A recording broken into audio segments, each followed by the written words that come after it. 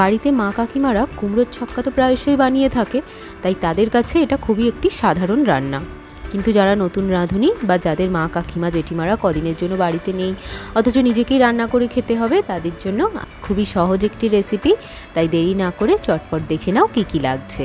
কুমড়োর ছক্কা বানানোর জন্য আমি ডুমো ডুমো করে কুমড়ো কেটে রেখেছি। 3টে মাঝারি সাইজের আলুকেও ডুমো ডুমো করে কেটে নিয়েছি। যতটা কুমড়ো নিয়েছি তার হাফ পরিমাণে আলু নিয়েছি। 6টা কাঁচা লঙ্কা নিয়েছি আর নিয়েছি একটা বড় সাইজের টমেটো। 3 টেবিল স্পুন তেল গরম করে নিয়ে প্রথমে আলুগুলো ছেড়ে দিলাম তেলে। একটু নেড়ে চেড়ে ভেজে নিয়ে কেটে রাখা কুমড়োগুলো ছেড়ে দিচ্ছি। আলু আর কুমড়োগুলো ভালোভাবে ভেজে নেব।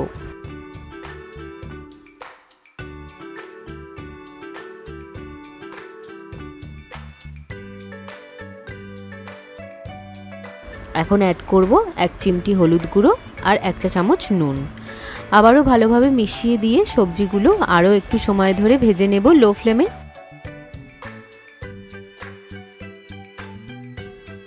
সবজি দুটোই নরম হয়ে এসেছে অনেকটা। এখন অন্য একটা জায়গায় তুলে রাখছি।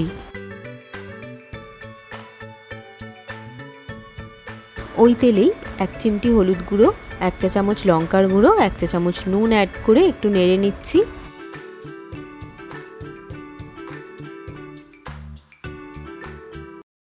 এবার কেটে রাখা টমেটোগুলো তেলে ছেড়ে দিলাম।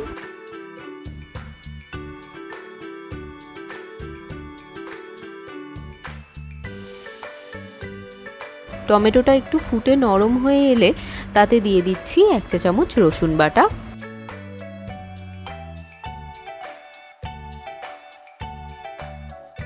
রসুনটা ভালোভাবে মিশিয়ে দিয়ে অ্যাড করছি 1 টেবিল চামচ আদা ও জিরের পেস্ট।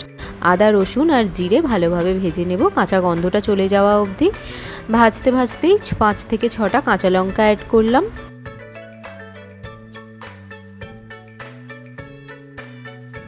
এখন অল্প একটু জল অ্যাড করে নিলাম। মশলা ভাজার সময় অল্প অল্প জল মিশিয়ে ভাজলে মশলা কড়ার নিচে আটকেও যায় না আর মশলা ভাজাটাও ভালো হয়।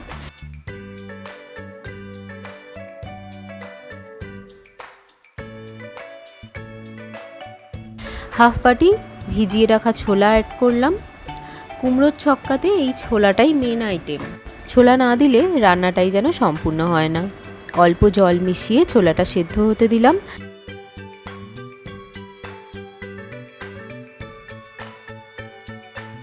ভালোভাবে সব মশলা কষানোও হয়ে গেছে আর ছোলাগুলোও সেদ্ধ হয়ে গেছে। এখন আগে থেকে ভেজে রাখা আলু আর কুমড়োগুলো গ্রেভিতে ছেড়ে দিচ্ছি।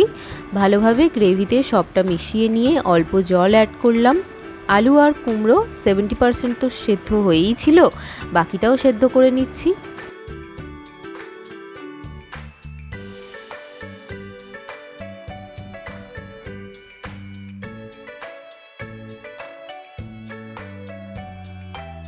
সবজিগুলো সেদ্ধ হয়ে গেছে ভালোভাবে।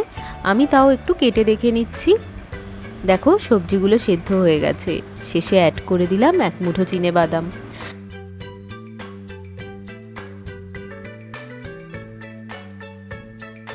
গ্যাস অফ করে নামিয়ে নিয়ে অন্য একটা পাত্রে সার্ভ করে দিচ্ছি। কুমড়োর ছক্কা রেডি। গরম গরম রুটি বা পরোটার সাথে এই সবজি কিন্তু অসাধারণ লাগে।